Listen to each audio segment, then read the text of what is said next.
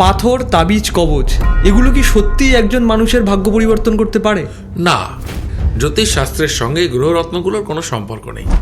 Astrology বা জ্যোতিষবিদ্যার মাধ্যমে একজন মানুষ কিভাবে সঠিক কেরিয়ার চুজ করতে পারে? কিন্তু প্রত্যেকটা রাশির কোনো না কোনো কর্মের একটা মানসিক প্রকৃতি আছে। যেমন তোমাকে বলি, ডিভোর্স, বিবাহ বিচ্ছেদ একটা বিরাট আকার ধারণ করেছে।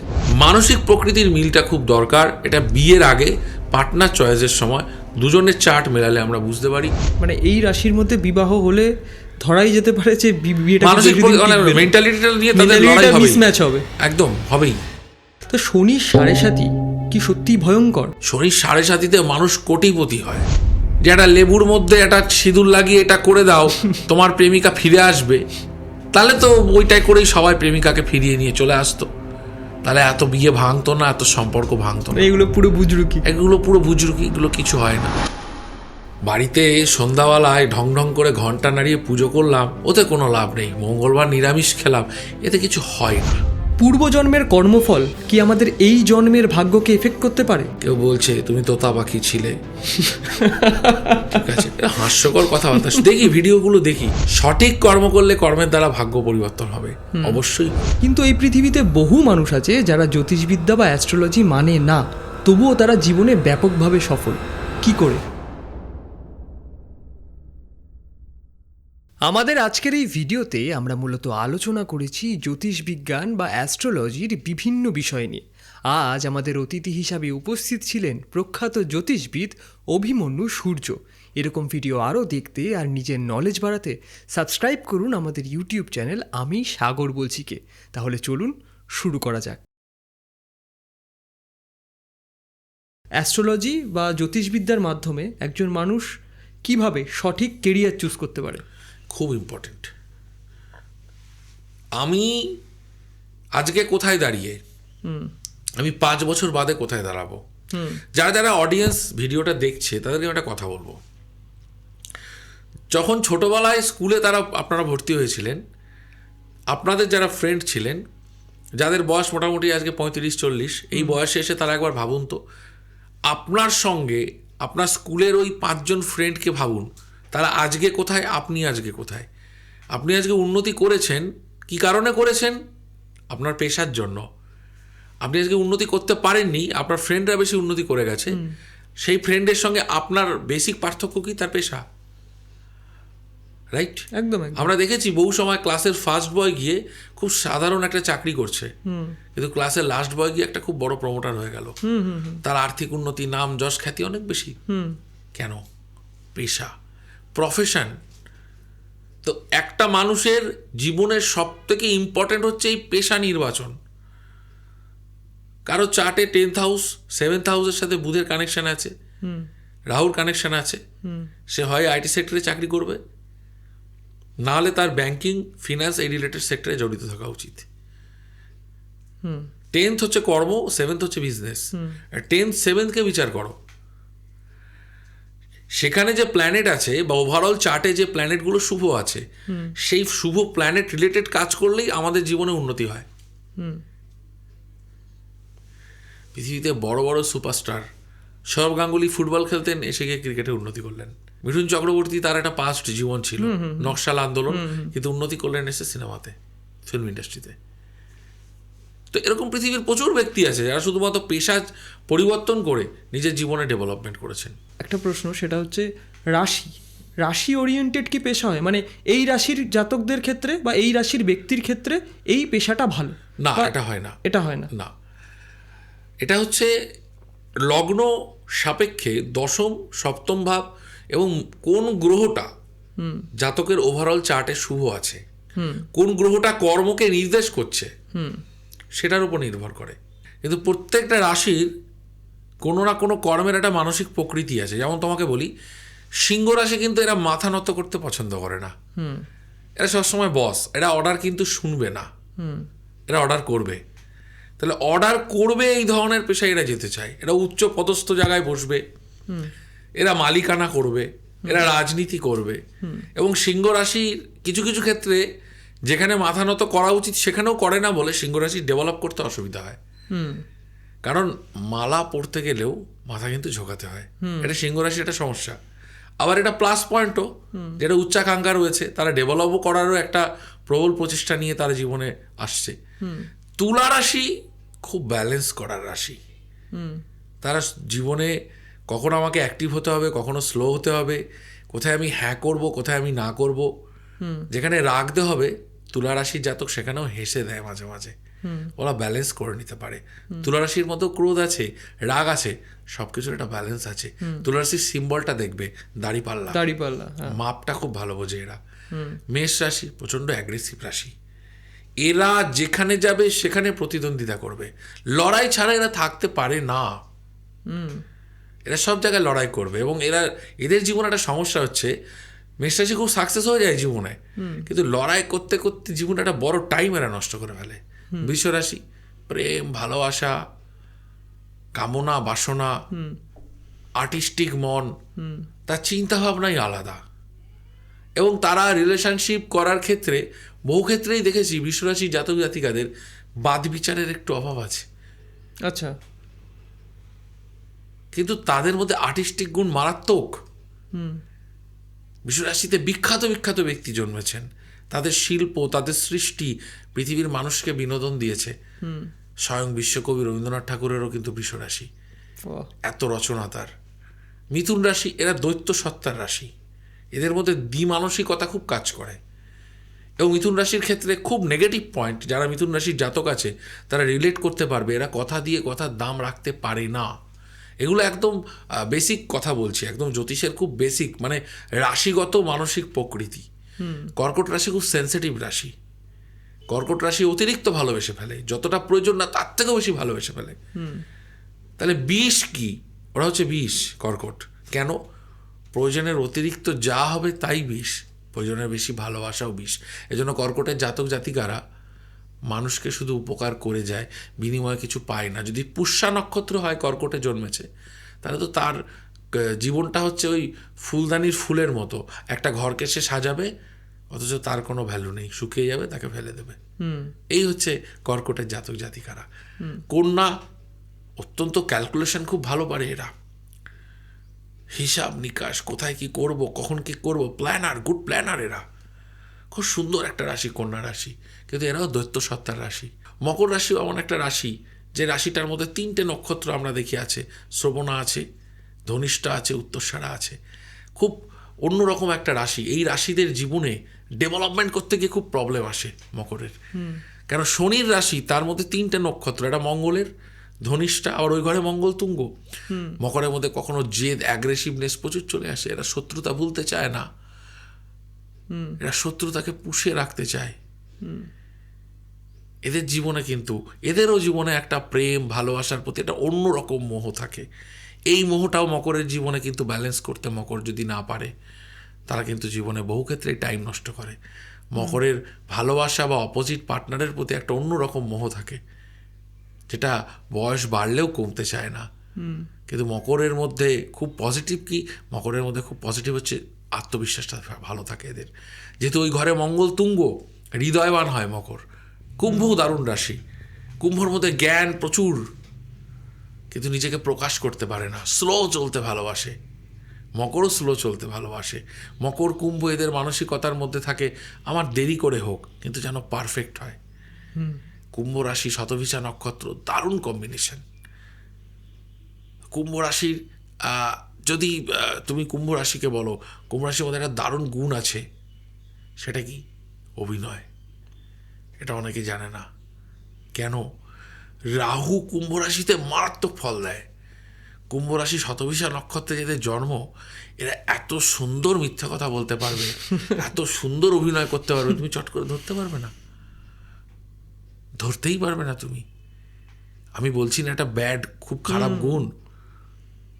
বহু কুম্ভ রাশির ব্যক্তি আছে শতভিষায় জন্মেছে, যারা অভিনয়ের জন্য বড় বড় অ্যাওয়ার্ড পেয়েছে। আমি আমার গুণটাকে ভালো জায়গায় কাজে লাগাচ্ছি না খারাপ জায়গায় কাজে লাগাচ্ছি, এটা একটা ফ্যাক্টর। ধনু আবার খুব অ্যাগ্রেসিভ। ধনুর আবার একটা পজিটিভ গুণ আছে ধনুরাশির। ধনুরাশির জাতক জাতিকারা যদি মনে করে আমি কিছু করব, লক্ষ্য তৈরি করে, ওরা ওই লক্ষ্যটা ভেদ না করা অবধি ছাড়বে না। 15 বছর লাগুক, 10 বছর লাগুক, লক্ষ্য ওরা ভেদ করবেই। এই জন্যই তো ধনু রাশির সিম্বল হচ্ছে তীর ধনুক, লক্ষ্যভেদ করে এরা।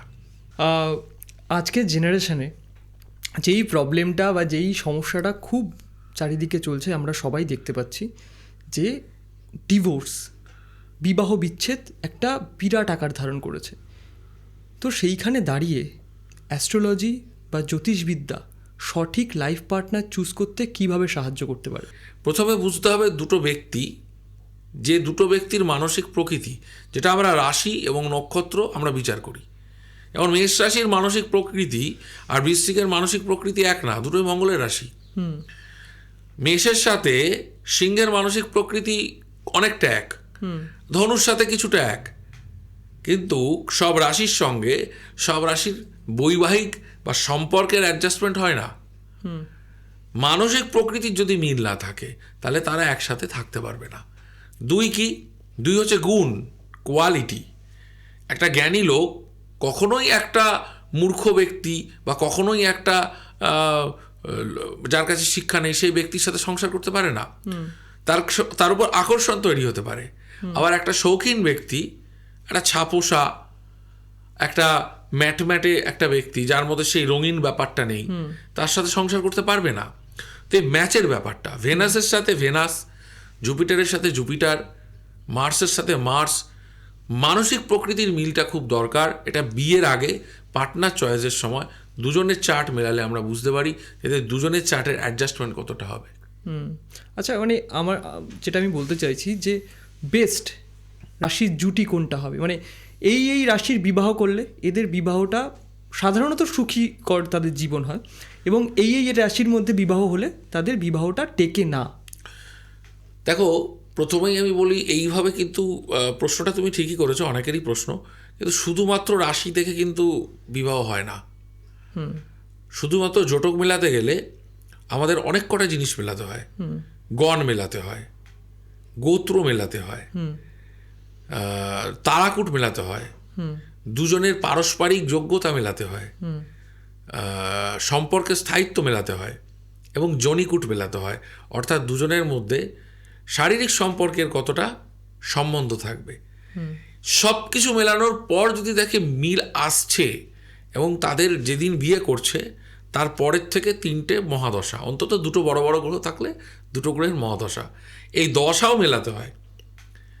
এতগুলো মেলানোর পরে বলা যায় যে এর সাথে এর বিয়ে হতে পারে। তবে তুমি যেহেতু প্রশ্ন করেছো রাশির সাথে রাশি, তাহলে কোনো কোনো রাশির সাথে কোনো কোনো রাশির অ্যাট্রাকশন তৈরি হয়।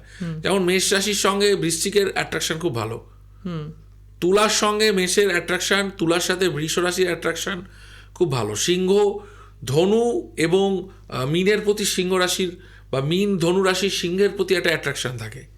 কর্কট রাশির মকর আর কুম্ভের প্রতি অ্যাট্রাকশন থাকে। মিথুনের সাথে মেষ রাশির একটা অ্যাট্রাকশন থাকে।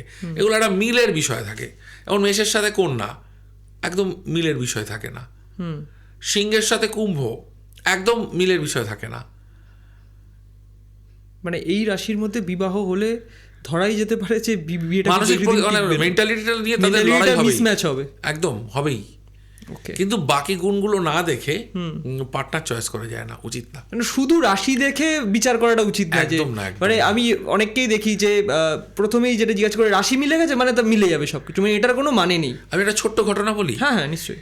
আমার কাছে একটি ক্লায়েন্ট এসেছিল, তো অ্যারেঞ্জ ম্যারেজের বিষয়। তো ক্লায়েন্টই অলরেডি সরকারি চাকরি করে, একজন মহিলা তিনি। তো যে ছেলেটির সঙ্গে তার বিবাহের জন্য দেখা হচ্ছিল, ছেলেটিকে মহিলাটি দেখতেও চায়নি, ফ্যামিলির ব্যাপারেই সে রাজি হয়ে গেছিল। আমি যখন কুষ্টিটা করি আমি জিজ্ঞেস করেছিলাম যে একটু ছেলেটার ব্যাপারে খবর নিন, ছেলেটা অসুস্থ কিনা, ছেলেটা কোনো রোগ আছে কিনা। ওনারা বললেন কী ধরনের রোগ? আমি বললাম মির্গি রোগ থাকারই সম্ভাবনা দেখছি। এবং তারা পরে খবর নিয়ে জানতে পারে হ্যাঁ ছেলেটার মির্গি রোগ আছে, এবং যেটা লুকিয়ে ছেলেটার বিয়ে দেওয়া হচ্ছে। আচ্ছা, এই কারণে জ্যোতিষটা বিচার করা, মানে এতটা অ্যাকুরেসিতে বিচার করা যায়। হ্যাঁ, গতকালকেই একজনের সাথে কথা হচ্ছিল, তার সপ্তম ঘরে একটা গ্রহের অবস্থান, মার্কারির একটা নাক্ষত্রিক অবস্থান এবং আরও কিছু কিছু গ্রহের দৃষ্টি ছিল সেখানে। আমি বলে দিলাম আপনার পার্টনার কি চরিত্রহীন? একদম ডাইরেক্ট। তো বললেন আপনি কি করে বলতে পারলেন? আর দেখুন আপনার চার্ট বলছে এই কথাটা। তো আমরা যদি বিয়ের আগেই জানতে পারি এই জিনিসগুলো, তাহলে আমরা সেখান থেকে বেরিয়ে আসতে পারি। আমরা সেখান থেকে বেরিয়ে আসতে পারি। আবার আমার কাছে এরকম ক্লায়েন্ট এসছে, একটি খুব শিক্ষিত মেয়ে, ভালো মেয়ে, সে পছন্দই করে একজন গুন্ডা ক্রিমিনাল মস্তানকে। সে জীবনে 3টে প্রেম করেছে, 3জনই ক্রিমিনাল। মানে ভালো মেয়েরা আমি দেখেছি ন্যাচারালি এরকম ছেলেই পছন্দ করে। সেটা তো আমি বলতে পারবো না, কিন্তু হ্যাঁ, মানুষের এই যে পছন্দ, মানে সেই মেয়েটি বলছে আমার এই ধরনের ছেলেকেই ভালো লাগে। এটি ছেলেকে আমার কাছে নিয়ে এসেছিল, সেটা গালফাল কাটা ফাটা রয়েছে, দাগ ফাগ রয়েছে। তো আমি তাকে মোটিভেট করলাম যে তুমি এই সব জায়গা থেকে বেরিয়ে এসে ভালো জায়গায় কাটাও। ছেলেটাও চাইছে মেয়েটার হাত ধরে বেরিয়ে আসতে। যখনই বেরিয়ে আসতে যাবে তখন তো তার ওই পুরনো জগৎ তাকে ছাড়বে না। সে তো অনেক কিছু জানে, সে ছেড়ে দিলেও তাকে তার পিছন টানগুলো ছাড়ে না। তো এই বিষয়গুলো থাকে। অনেকেই ভুল চয়েস করে জীবনে। মীন, ধনু, মিথুন, কন্যা, এইসব রাশির বিবাহ নিয়ে বেশি সমস্যা। যাকে বিয়ে করছে পরক্ষণেই মনে হচ্ছে না ভুল করলাম বিয়ে করে। এদের হ্যাঁ নায়ের সমস্যাটা খুব বেশি চলে। মানে একটা জায়গায় ফিক্সড হতে পারছে না মনটাকে, মানে একটা জায়গায় কি বলবো যে এই আমার জন্য বেস্ট না ও আমার জন্য বেস্ট, এই ব্যাপারটা রয়ে যাচ্ছে ভেতরে। মনটা পরিবর্তনশীল, এদের মনোসংযোগের খুব অভাব থাকে। একটা নির্দিষ্ট বিষয়ের ওপর এরা মনোসংযোগ করতে পারে না।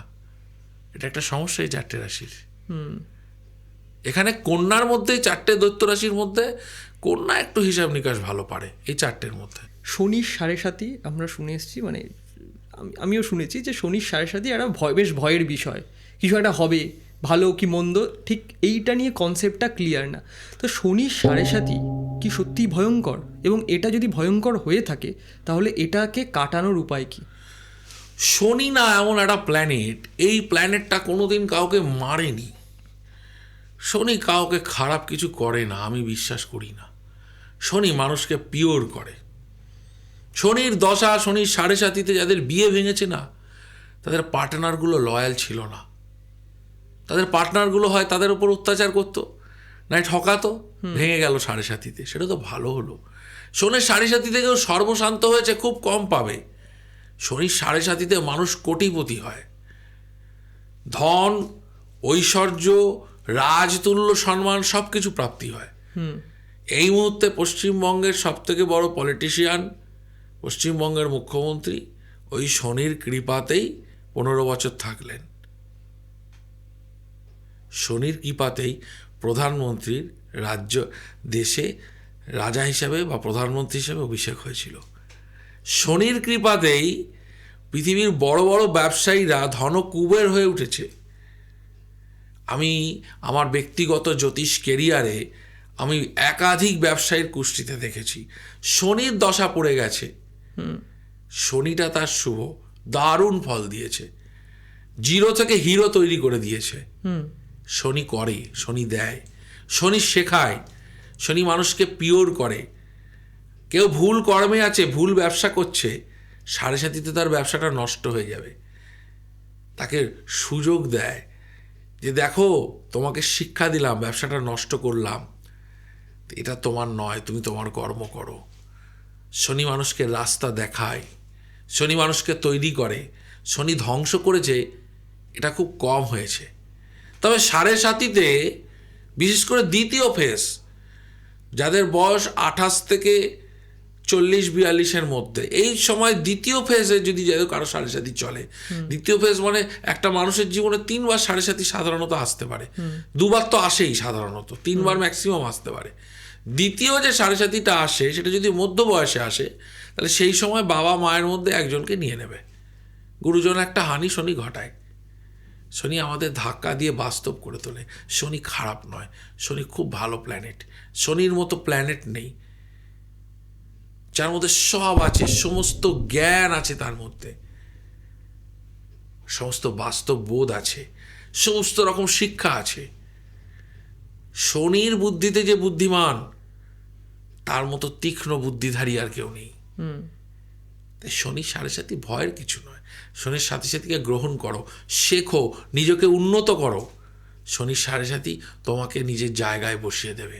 মানে আমি অনেককে দেখেছি যে এই 7.5 কাটানোর জন্য তারা বিভিন্ন প্রতিকার করে যাচ্ছে, তাহলে সেগুলোরও দরকার নেই। প্রতিকার বা গ্রহতে আহুতি, জপ, এগুলো তো শুভ সর্বদাই। 7.5 কাটানো যায় না ভাই। 7.5 কাটাবে কি করে? শনিকে আটকাতে পারবে? মহাকাশে যে সঞ্চার করবে, কাটাবে কি করে? এগুলো জ্যোতিষী নামে কিছু কলঙ্ক ব্যক্তি আছে যারা এই কথাগুলো বলছে, তাদের সংশোধন করা উচিত। 7.5 মাঙ্গলিক এগুলো কাটানো যায় না। প্ল্যানেটের সঞ্চার, মহাকাশে কোন গ্রহ ঘুরছে সম্ভব নাকি আমাদের মানুষের পক্ষে আটকানো?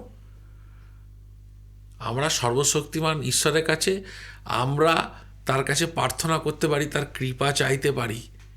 আমরা মুক্তি পাই যজ্ঞে আহুতি দিলে, আমরা মুক্তি পাই ঈশ্বরের নাম জপ করলে, প্রার্থনা করলে।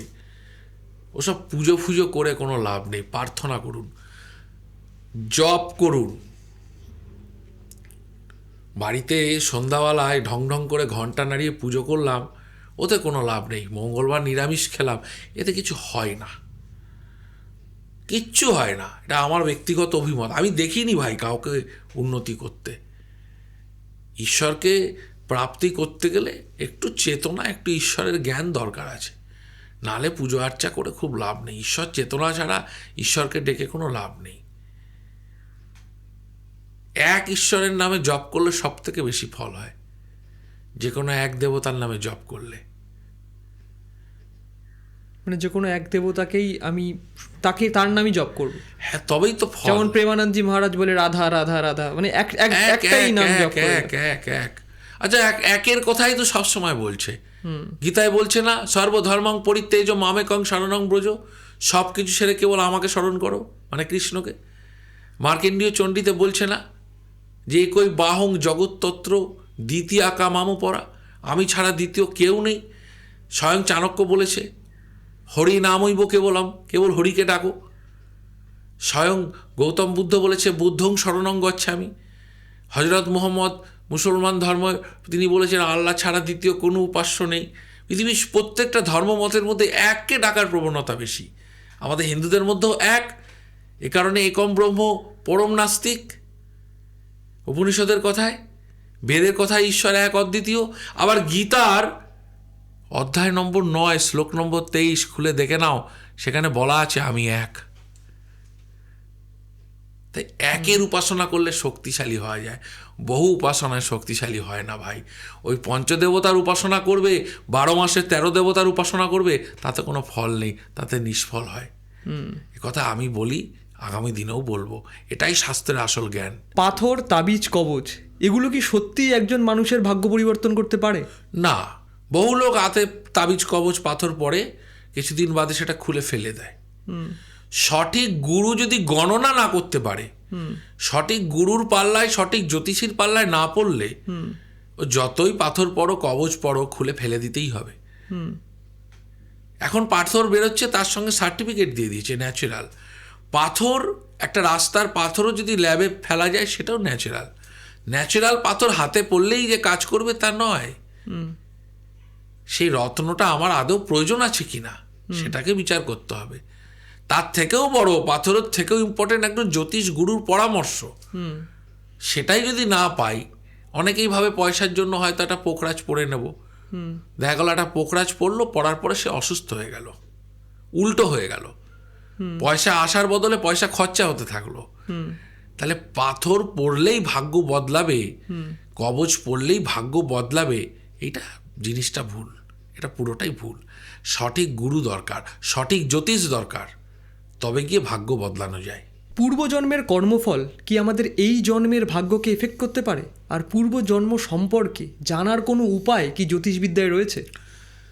প্রথমত হচ্ছে, পূর্বজন্মের মেমোরি আমাদের ঈশ্বর দেয়নি। ওটা পাওয়ার হলে আমরা পেয়েই জন্মাতাম। তৃতীয় বহু জায়গায় চেষ্টা করা হয়েছে, তাতে মিশ্র রেজাল্ট। কেউ কেউ নিজেকে জাতিস্বর প্রমাণ করেছে, কিন্তু সেটা আদৌ হ্যালোসিনেশন নাকি বাস্তব, এটা নিয়েও অনেকে প্রশ্ন তুলেছে। পূর্বজন্ম আছে বলে তো আমরা বিশ্বাস করি, এই কারণেই করি, কারণ যে বাচ্চাটা লুলো হয়ে জন্মালো, সেই বাচ্চাটা তো কোনো কর্মই করলো না, তাহলে জন্মালো কেন ওই শরীর নিয়ে? বা যে অন্ধ হয়ে জন্মাচ্ছে, যে রোগগ্রস্ত হয়ে জন্মাচ্ছে, তাদের তো কোনো কর্ম নেই, তাহলে কেন এরকম ফল নিয়ে তারা জন্মাচ্ছে? এক্ষেত্রে আমরা মানি যে হ্যাঁ, একটা পূর্বজন্মের কর্মফল আছে। কিন্তু সত্যি কথা বলতে গেলে আজকের ডেটে দাঁড়িয়ে, আমি জানি না বিজ্ঞান বা সায়েন্স এটাকে কতটা অ্যালাউ করে, পূর্বজন্মকে কিন্তু জানা প্রপারভাবে সম্ভব না। আমার মনে হয় পূর্বজন্মকে জেনে কোনো লাভও নেই। আমি পূর্বজন্মে কি ছিলাম, ভেড়া ছিলাম না মোষ ছিলাম, আদৌ ছিলাম কি না, সেটা আমি যদি জানতেও পারি, কথার কথা জানা যায় বলে আমার মনে হয় না। যদি ধরে নিলাম জানতে পারলামও, আমি এই জন্মে কি করব? আবার ভেড়ার জায়গায় ফিরে যাব? ফিরে গিয়ে ওই কর্মটাকে টাইম মেশিনের মাধ্যমে সংশোধন করব? সেটা তো সম্ভব না। তো আমি দেখছি বহু ভিডিও ভাইরাল হচ্ছে, তারা বলছে পূর্বজন্ম সম্পর্কে জানা যাচ্ছে। কেউ বলছে তুমি তোতা পাখি ছিলে। ঠিক আছে, হাস্যকর কথাবার্তা দেখি, ভিডিওগুলো দেখি, হাসি পাই। আমারও ইচ্ছা হয় আমি যদি তোতা পাখি থাকি তাহলে তোতা পাখি হয়ে উড়ে বেড়াই। এগুলো শুনতে বা ভিডিওতে খুব ভালো লাগে। আসলে মানুষের না অলৌকিক জিনিসের পিছনে ছোটার খুব ইচ্ছে। এ কারণে পূর্বজন্ম সম্পর্কে আমি তোতা ছিলাম না মহিষ ছিলাম না ভেড়া ছিলাম না সাপ ছিলাম, সেটা জানার জন্য বহু মানুষ টাকা নষ্ট করছে, আগামী দিনও করবে। হ্যাঁ, মানুষের ইচ্ছা হয় অলৌকিক শক্তি প্রাপ্তি হতে, পিশাচের সাধনা ভূত সাধনা করে। কিন্তু পিশাচের সাধনা ভূত সাধনা করে কেউ নীল আর্মস্ট্রং হয় না, আলবার্ট আইনস্টাইন হয় না। হয় কি? হয় না। তারা ওই গ্রামের মধ্যে ওই অপঘাতেই মৃত্যু হয়, শ্মশানে মদ খেয়ে পড়ে থাকে। তাহলে মোটামুটি শিক্ষিত জ্ঞানী লোক এগুলো খুব একটা করে না। তবে হ্যাঁ, যে বিষয়ে আমার খুব বেশি নলেজ নিয়ে আমি কমেন্ট করব না, তবে আমার ব্যক্তিগতভাবে মনে হয়েছে পূর্বজন্মে যদি সত্যিই জানা যায়, তার যদি কোনো উপায়ও থাকে, ঠিক আছে, সেখানে পূর্বজন্ম জেনে আমি কি করব? এই জন্মকে সংশোধন করতে পারবো না। এমন কিছু টোটকা বলে দাও যেগুলো মানুষ নিজেই প্রয়োগ করে নিজের গ্রহকে শান্ত করতে পারে, নিজের ভাগ্যকে পরিবর্তন করতে পারে। প্রথমত হচ্ছে ভাগ্যকে পরিবর্তন করতে গেলে, আমি যেহেতু জ্যোতিষী, আমি তো জ্যোতিষীর কথাই বলবো। দেখো ভাই, টোটকা ফোটকায় কিছু কাজ হয় না। টোটকা কি জ্যোতিষীরা বলে না, তুমি টোটকা করে দেখো তো তোমার কাজ হয় কি না। এসব টোটকা ফোটকা ভিউ পাওয়ার জন্য, কাস্টমার ডাকার জন্য, এই টোটকা কাজ হওয়ার জন্য না। মানে এই যে আমরা এত টোটকা দেখি ইউটিউবে, ফেসবুকে, ইনস্টাগ্রামে জ্যোতিষের, মানে এগুলোর ম্যাক্সিমামটারই কোনো ভিত্তি নেই। 99% টোটকাটাই হচ্ছে জ্যোতিষীরা নিজেরা বানিয়েছে। জ্যোতিষের কোনো প্রাচীন জ্যোতিষশাস্ত্রে সব লেখা ছিল না, এগুলো সব জ্যোতিষীরা বানিয়েছে নিজেদের। কিছু তো একটা বলতে হবে, টপিক লাগবে। তো এদের জ্যোতিষবিদ্যাটায় পারদর্শিতা কম, টোটকা বিদ্যাটা একটু। দুটো পানের মধ্যে 4টে সুপুরি আর 4টে চন্দনের টিকা দিয়ে শত্রুর বাড়িতে রেখে আসুন, শত্রু আপনার বশ হবে। অথচ সেই জ্যোতিষ নিজেই হয়তো তার শত্রুর বশ করতে পারছে না। ভাই, শত্রু বশ করতে গেলে তোমার 6 ঘরের রাহু 6 ঘরে মঙ্গলকে লাগবে, আর তুমি শত্রু দমন করতে পারবে না। সব টোটকা ফোটকায় কিছু হয় না। তোমার কৌশল কতটা, নলেজ কতটা। যার কাছে নলেজ আছে সে তো শত্রুকে দমন করতে পারবেই। নলেজটাই ইম্পর্টেন্ট। টোটকায় কারা বিশ্বাস করে?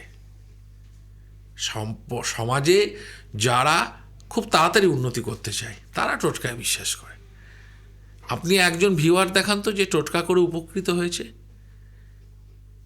না, এটা তো ঠিকই, মানে এটা তো মানে কিছু, তার তো কোনো বৈজ্ঞানিক ব্যাখ্যা নেই যে টোটকাগুলো দিচ্ছে যে কেন আমার ভাগ্য পরিবর্তন হবে ওই জিনিসটা করে, তার তো কোনো ব্যাখ্যা সে দিতে পারছে না। একজন জ্ঞানী মানুষ তার জ্ঞান, এক্সপিরিয়েন্স, গাইডলাইন দিয়ে একটা মানুষকে পরিবর্তন করতে পারে, রাইট? এক ভদ্রলোক আমার কাছে এসেছিলেন, দেনাগ্রস্ত হয়ে গেছে, 60,000 টাকা মাইনা পায়, 50,000 টাকার কাছে তাকে মাইনা থেকে ইএমআই দিয়ে দিতে হয়। তাকে এক জ্যোতিষী বা এক তান্ত্রিক বলেছে, 1 মুষ্টি করে তিল তুমি প্রত্যেক দিন নদীর জলে ভাসিয়ে দাও, তোমার সব ঠিক হয়ে যাবে। আমার বক্তব্য, 1 মুষ্টি করে তিল যদি নদীর জলে দিয়ে দেয় তাহলে 60,000-এর মাইনাটা 60 লাখ হয়ে যাবে। একটা চাকরিজীবীর লোন শোধ করার কোনো গ্রহরত্নের রেমেডি হয় না। একটা চাকরিজীবীর রোজগার ফিক্সড। লোন শোধ করতে গেলে আয়কে বাড়াতে হবে, একাদশকে প্রতিকার করতে হবে, তাহলে সেটা একমাত্র ব্যবসায়ীদের ক্ষেত্রে সম্ভব। চাকুরি করে আয় বৃদ্ধি করা সম্ভব নয়। একমাত্র প্রমোশন হলে মাইনাটা বাড়ে। প্রমোশন তো আজ চাইলে কাল হয়ে যায় না, তার তো একটা সিস্টেম আছে। যেসব জ্যোতিষীরা বলছে যে একটা লেবুর মধ্যে একটা সিঁদুর লাগিয়ে এটা করে দাও তোমার প্রেমিকা ফিরে আসবে, তাহলে তো ওইটাই করেই সবাই প্রেমিকাকে ফিরিয়ে নিয়ে চলে আসতো। তাহলে এত বিয়ে ভাঙতো না, এত সম্পর্ক ভাঙতো না। এগুলো পুরো বুজরুকি, এগুলো কিছু হয় না। আমাদের এখনকার জেনারেশন, আমরা কর্মফলকে খুব মানি, ঠিক আছে, যে বাজে কর্ম করলে তার ফল আমি পাবো। তো এই ক্ষেত্রে একজন মানুষ শুধুমাত্র ভালো কর্ম করে কি তার মানে ভাগ্যকে পরিবর্তন করতে পারে? ভাগ্য দু প্রকার, একটা ঈশ্বরের দেওয়া পারাদ্য ভাগ্য, আর আমাদের পাশে হাতে রয়েছে 10 ভাগ। এই 10 ভাগ ভাগ্যকে আমরা অদল বদল করতে পারি। এবার ভাগ্য পরিবর্তন মানে কি বোঝাতে চাইছো আমি জানি না। একজনের ভাগ্যে আছে যে তার একটা অ্যাক্সিডেন্ট হবে, কিন্তু সেইটা কি সে তার কর্মফল এই সবের দ্বারা সেই অ্যাক্সিডেন্টটাকে কি কাটাতে পারে? কিছুটা, যদি এটা কর্মফল শুধু না, শাস্ত্রীয় কিছু গাইডলাইন মানলে কেটে যায়, অনেক সময় কেটে যায়। আমরা এই কাটানোর কিছু বিধান আছে। শুধু ভালো কর্মর দ্বারা ভালো কর্মফল পাওয়া যায় এটাও ঠিক, এটা ঠিক, এটা ভুল না। তুমি কাউকে আজকে উপকার করলে সেই উপকারটা তুমি ঘুরিয়ে পাবে, কোনো না কোনো জায়গা থেকে পাবে, একদম প্রমাণিত। এটা তো ঠিকই, কিন্তু কর্মের দ্বারা ভাগ্য পরিবর্তন যে কথাটা আসছিল সেটা হয় যদি তুমি সঠিক কর্ম করো। সঠিক কর্ম করলে কর্মের দ্বারা ভাগ্য পরিবর্তন হবে, অবশ্যই হবে। যে 10 ভাগ ভাগ্য আমাদের হাতে আছে সেটা আমরা পরিবর্তন করতে পারি। ওই যে তোমাকে একটু আগে বললাম যে মাসে 5-6 লাখ টাকা রোজগার আজকের এই মার্কেটে যদি করতে হয়, তার জন্য তোমার বিরাট কিছু ভাগ্য লাগে না, সেটা মোটামুটি সঠিক কর্ম করলে হয়ে যায়। এবার যারা 20-30 হাজারও পারছে না রোজগার করতে, 50 হাজারও পারছে না, সেটা কিছুটা তাদের কর্ম করার যে পদ্ধতি সেটা ঠিক না। আবার সেই শিবখরার কথায় আসতে হয়, কাজটাকে বিজয়ীরা কিন্তু আলাদাভাবে করে, আলাদা কাজ তারা করে, আলাদা কাজ করে না।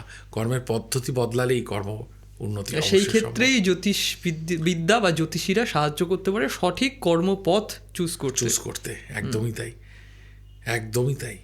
জ্যোতিষবিদ্যা বা অ্যাস্ট্রোলজি এগুলো মানুষের ভাগ্য পরিবর্তন করতে সাহায্য করে আমরা জানি, কিন্তু এই পৃথিবীতে বহু মানুষ আছে যারা জ্যোতিষবিদ্যা বা অ্যাস্ট্রোলজি মানে না, তবুও তারা জীবনে ব্যাপকভাবে সফল। কি করে? প্রথমত কথা বলতে গেলে জ্যোতিষ কথাটা বুঝতে হবে কি। জ্যোতি মানে কিন্তু আলো, আলো আমাদের চেতনা দেয়।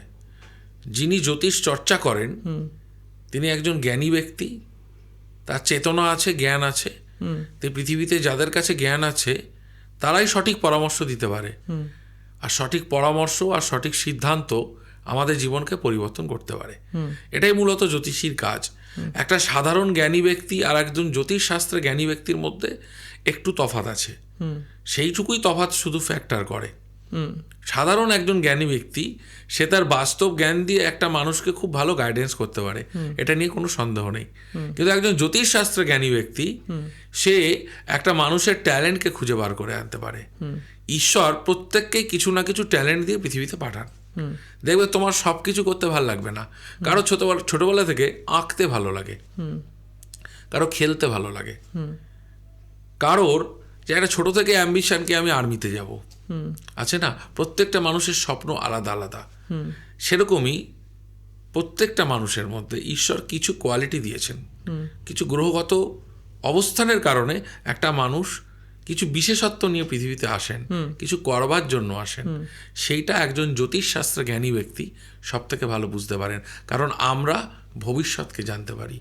এটা কেতুর শাস্ত্র, ভবিষ্যৎকে জানার শাস্ত্র। তাই যদি আমি আগে থেকেই ভবিষ্যৎকে দেখতে পারি যে আমি আজকে যেটা শুরু করছি 5 বছর বাদে গিয়ে সেখানে আমার কি পরিণতি, তাহলে একটা মানুষকে অনেক বেশি স্বাচ্ছন্দ্যের কেরিয়ার গাইড করা যায়। এটাই তফাৎ। আর তুমি যেটা বললে যে একজন জ্যোতিষ না মেনেও পৃথিবীতে সফল হচ্ছে, স্বাভাবিক তো।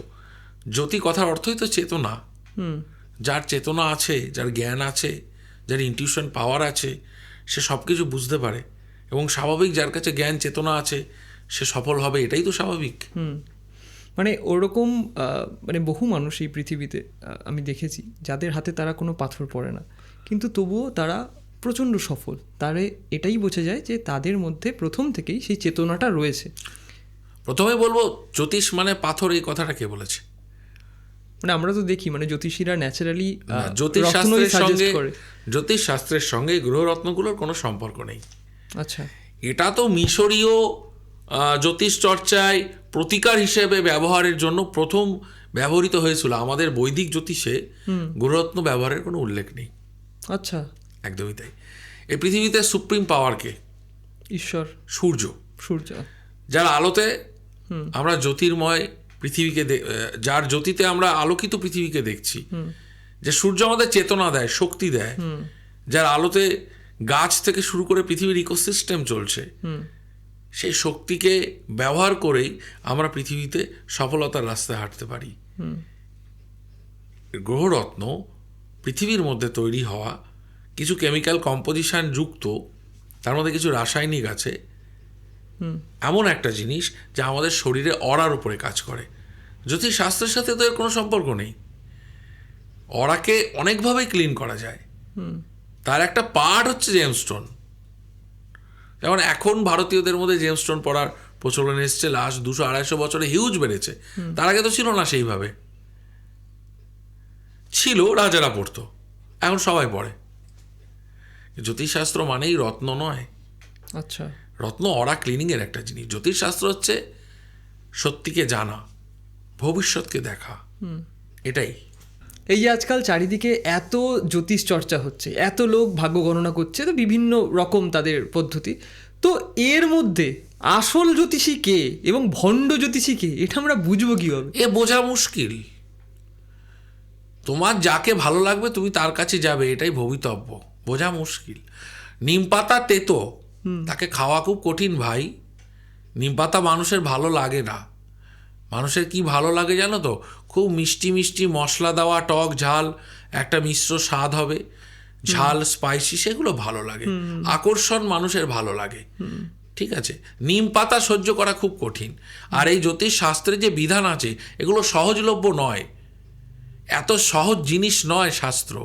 তাই জ্যোতিষী যার মুখে নিম পাতা আছে, যদি সে জ্ঞানী হয় তাহলে তার কাছে গেলে নিম পাতার উপকারিতা পাওয়া যায়।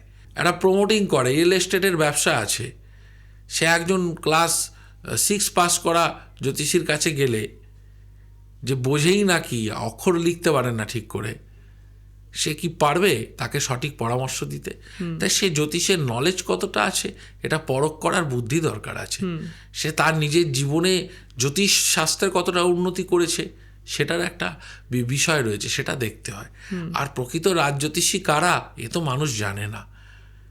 যারা রাজজ্যোতিষী, সত্যিকারের জ্যোতিষী যারা, তাদের চেনা কঠিন, কষ্টসাধ্য, এত সহজ না।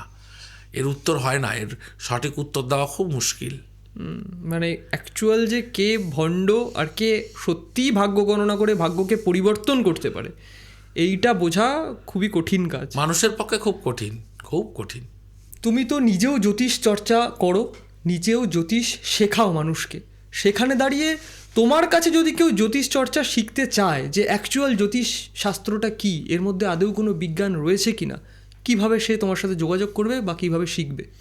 আমার নাম্বার তো নিচে দেওয়াই রয়েছে, এই নাম্বারে হোয়াটসঅ্যাপ করবে।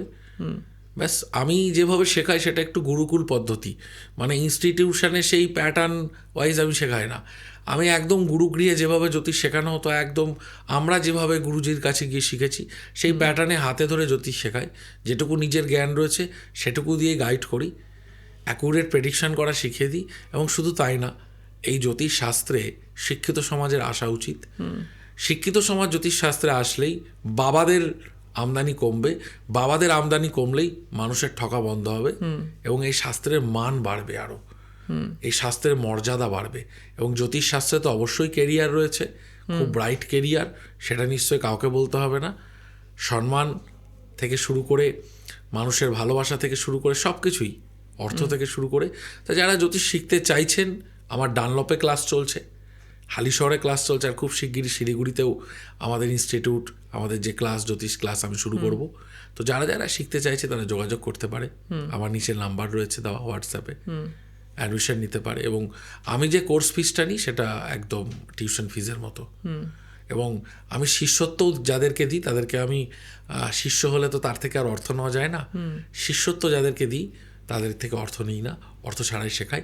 তবে শিষ্যত্ব তো একটা সময়ের বিষয় আছে। আর যারা ইনস্টিটিউশনে শিখতে চাইছো আমার ক্লাসে, তারা অবশ্যই ভর্তি হতে পারো। ওই অন্যান্য ইনস্টিটিউশনের মধ্যেও 60,000, 70,000, 1 লাখ, 2 লাখ, 5 লাখ টাকা আমার ভিজিট নয়। খুবই ন্যূনতম ভিজিটে, খুবই ন্যূনতম পারিশ্রমিকে তোমরা জ্যোতিষ শিখতে পারবে। আমাদের অশ্বিনী অ্যাস্ট্রো রিসার্চ ইনস্টিটিউশনের শুধু এই ক্লাসটার করানোর পিছনে একটা উদ্দেশ্য আছে। আমরা চাইছি এই যে বিজ্ঞান ভিত্তিক জ্যোতিষ, আমার প্যাডের নিচেও লেখা রয়েছে কথাটা, জ্যোতিষশাস্ত্রের বৈজ্ঞানিক ভিত্তি, জ্যোতিষশাস্ত্রের যে বিজ্ঞানভিত্তিক ব্যাখ্যা এবং এটা কতটা সত্য, তার যুক্তি, এবং এই সাবজেক্টটা শিক্ষিত সমাজের জন্য, তো এই সাবজেক্টটা দিয়ে মানুষের জীবনকে পরিবর্তন ঘটানো যায়।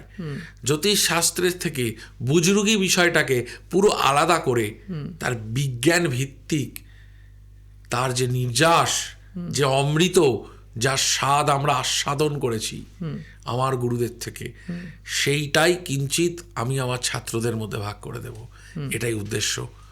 ওকে, একটা খুব সুন্দর আলোচনা হলো এবং আশা করব আমাদের যারা ভিউয়ার তারা একটা জ্যোতিষবিদ্যা, জ্যোতিষশাস্ত্র নিয়ে একটা খুব সুন্দর ধারণা পেয়েছে এবং যেই মিসকনসেপশনগুলো মানুষের মনে ছিল সেটা অনেকটাই আশা করব এই পডকাস্টের পর তাদের দূর হবে। তো আবার আমরা একটা এপিসোড করব। তো ধন্যবাদ আমাদের এই পডকাস্টে আসার জন্য।